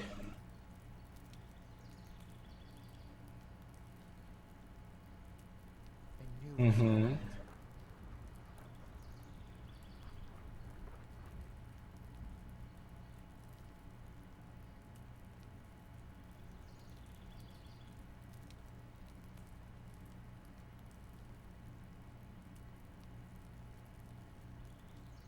Hey, what's that noise down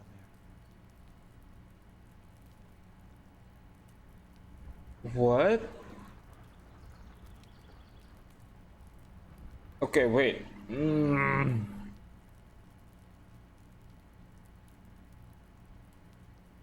been a week and now they show up. Uh-huh.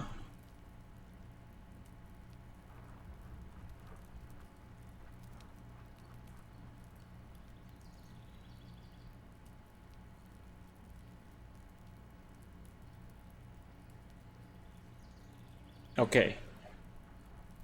I can't get involved in this.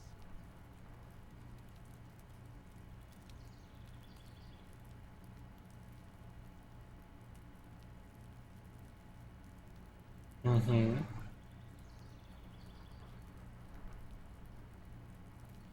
So much for a quiet smoke.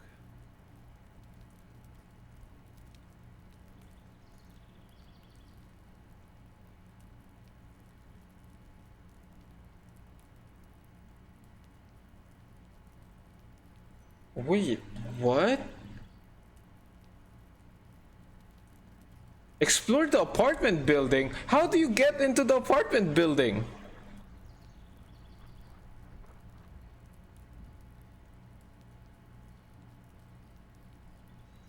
Dang, Hey,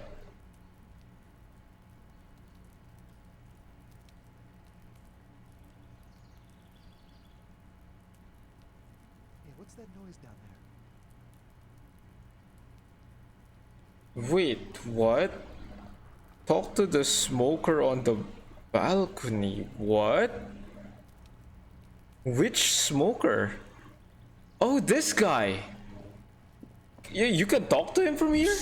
Oh shit, I didn't know. The balcony, nursing a cigarette. His eyes have been following you for a while. Not looking for any trouble, officer. No trouble for me, I just want to know what's going on here. I don't want to be seen talking to the gendarmerie if that's okay. I just want to finish my cigarette. Okay. It's the god of cigarettes and youth. Ask him if he's got anything. Yeah, finally, my god. Don't let him go. This could be your witness. The balcony has a great view of the whole thing. Yeah, you could be a witness. Actually, the gendarmerie really needs to talk to you. Is it really that important? Yes, it is. Like a nervous cat, he keeps stealing looks at the neighboring windows. All right, but make it quick. Once I finish this cigarette, I have to run. Okay. By God, this young man has the body of a decathlete. His lithe form was practically made for vaulting over the high bar. Looks like you've got a good view of the wording's background. Can you tell me anything about the hanging? I can tell that you finally got him down. Thank you. It was quite a disturbing sight, even by Martinet's standards. What were you doing last Sunday? Oh. You already asked me that, didn't you? I'm pretty sure I didn't. No, not you. Some more muscular type. And when did you speak to this more muscular gentleman? Last week? I don't know. Look. You didn't answer the question. What were you doing last Sunday? I had a friend over. What kind of friend? It was my Sunday friend. Sunday friend? A Sunday friend. How intriguing. Yeah, how intriguing. What's your friend's real name? Did he see something? He doesn't reply, gesturing no with his cigarette. In the neighboring windows, you can see faint reflections of his silhouette, all from different angles. Someone hides behind a curtain. Those windows have eyes, and those eyes are watching, spying on you three. Can you tell me your name? My name? My name is Martin Martinez. That seems fake. Martin Martinez? Good local name. Let's go with that. Okay, so it is your name. Okay. Sunday train? Occasionally. Why? Are you on the track team? No. I just like to look good. Okay, nothing wrong with looking good. He gives you a honeyed smile before shaking off the cigarette ash. Okay, Sunday train? Occasionally. Nothing. You should give up smoking, son. It's not good for your health. You're right. It's horrible for the skin. Very aging. Not that he has to worry about getting old yet. He's sparkling with youth. A radiant demigod. I can tell that you find... What were you doing? Oh. You already asked me that, didn't you? Wait. Is there something that opens up conversations? Did you? No, not you two. And when did you... Last week? You didn't answer... It was my son. A Sunday. He doesn't... Someone hides behind a curtain. Those windows have eyes, and those eyes are watching, spying on you three. Okay, alright. Well, wait. There's more options here. You're right. Not that he has to worry about it. Occasionally. Okay. Are you on the track team? Shame. Trust me, I'm not a team player. Okay. No. We won't. Now, if you'll excuse me, I really need to get going. Ooh. Time to bring out your secret charm. Tears and begging. Show him your emotional side. Throw yourself before his very feet like a dog. Please don't go. I'll stop drinking. I'll take... What?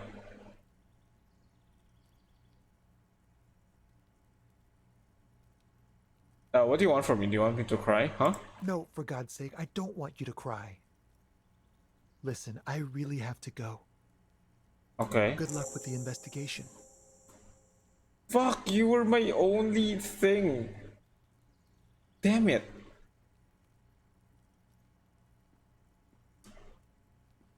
You were my only lead, man. He's gone.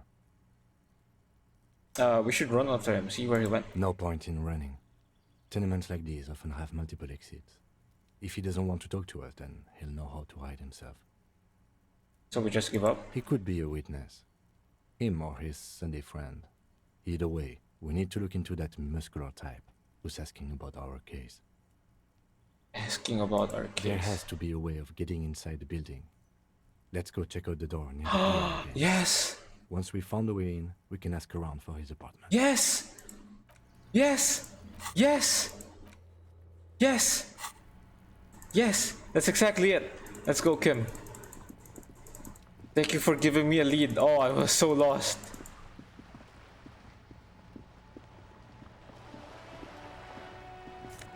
Let me go get this plastic bottle first. A sturdy metal door guards the southwest entrance to the apartment building. It's locked. This could be a way into the apartment building the smoking man vanished into. Hey, are you there? I've checked the backyard but couldn't get in that way. Good. We had enough problems with bums and drunks and thieves loitering in the hallway. No business here. Okay. Oh, hopefully we pass this. You're yes. well-versed in the kind of threatening legalese that implies criminal liability, but in fact has no meaning whatsoever. Ma'am, your non-compliance is hindering a police matter. I may be forced to refer you for potential prosecution. I know my rights, and don't you marm me, boy. Miss, would it help if we offer to show you our badges? I don't have my badge. Hold your horses. I don't care about your stinking badge. Just come in. Oh, thank you. Yes! Okay, we need to save here. Oh my god. We got somewhere. Yes! New area! Yes, progress! Hello, ma'am. Wow, I love you so much. Thank you for opening the door. The cold never does any good for my bronchitis. This woman's health is failing her. There's not much to do. Not in this damp. Are you alright? Should I call the doctor? I'm fine. Fine. Don't you worry about me. Now, what do you want from me, policeman? Who are you? I'm no one. Just an old woman who cleans these hallways. You live here? If you could call it living. I have a little room upstairs right next to the coal room. It's barely bigger than a closet. But I don't complain, no. I have my bed and my aching bones to keep me company. And that's all I need from this world. And all she gets, too. The coastal wind beats down hard on the coal room door outside.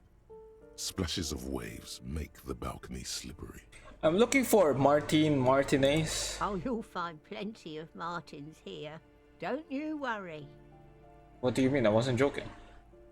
No, you don't understand. I'm looking for a real person named Martin Martinez. He's told me he is Martin Martinez. Okay, that's definitely a fake name. Pea-brain.